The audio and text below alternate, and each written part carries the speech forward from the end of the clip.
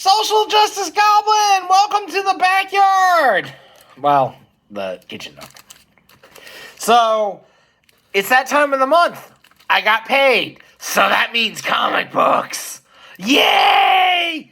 So, I would have done this earlier. I already bought my limit for the week. I bought 2 comic books. And then I bought some online, so I'll go through and explain them all. So, the first one is the pixelated parrot. Now, the pixelated parrot is a classic Uncle Scrooge story.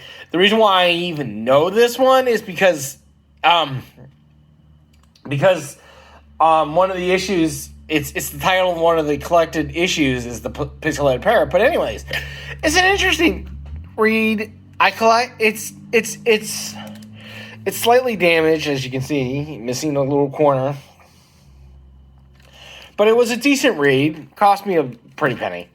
The next one on the list, though, even though it's in horrible shape, is the second appearance of Uncle Scrooge. So now this issue, I knew what it was instantly the second I saw the hand. I was like, oh, it's the castle issue. So Donna Rossa wrote a famous issue where he talked about Uncle Scrooge and the castle in his life and times of Uncle Scrooge. And so the castle story is very important to me. But what makes the castle story so important is basically Uncle Scrooge has a castle. Yeah, I know. Uncle Scrooge has a castle that's haunted. At least, it's haunted at the start of the story. It actually is haunted in Donna Ross's story. The ghost is revealed. But in this one, there's a ghost in it. It's a ghost story. It's a nice Halloween story. And then also, what makes it so valuable is this is the second appearance of Uncle Scrooge. So he doesn't even rate on the cover or anything like that. Again, this just like this one is a Donald Duck issue, even though it has Uncle Scrooge in it. This one has Uncle Scrooge in it, and you wouldn't even know because it's the second appearance, and he didn't make a cover appearance until Uncle Scrooge won. Next on the list. So my favorite superhero is Blue Beetle. I mean, I love Blue Beetle. I love Booster and Gold. Blue and Gold, and Blue Beetle, he is the epitome of tech nerd, but that's Ted Koren. This is Dan Garrett, and this is the 24th issue, the closest one I could get to getting a cover of Blue Beetle, and it's quite an odd cover. I mean, it's got a little Blue Beetle right here, but it's got a skull, and then an orangutan, and then a guy with a gun. Very interesting. I haven't read it yet, but it's on my list to read. Next on the list, so I picked this one up because it's Silver Age. So this is an interesting debate.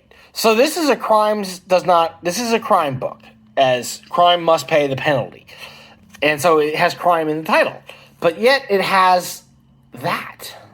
And that is illegal under that. So this is late Golden Age, early Silver Age. So this is like on the precipitous of the end of the Golden Age, because true crime books were a staple of the Golden Age. I mean, these were like the controversy.